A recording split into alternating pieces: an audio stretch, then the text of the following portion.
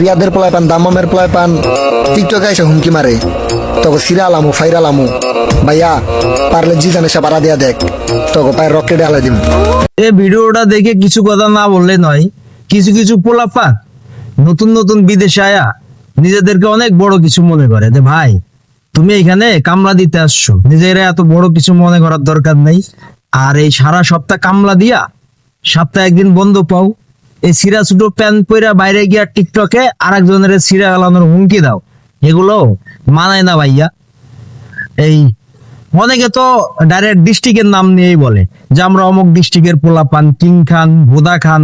ঠিক আছে ভাইয়া, তো তোমাদেরকে বলতে চাই তোমরা কিং খানটা বিদেশে কামলা দিতে আইছো কিন লেগা? কিং খানগিরি করবা বাংলাদেশে গিয়েই না। তুমি বিদেশে আইছো মানে তুমি গরিব, বুঝো নাই? তুমি তো কোনো ধনের খানও না, তুমি হইছে কামলা।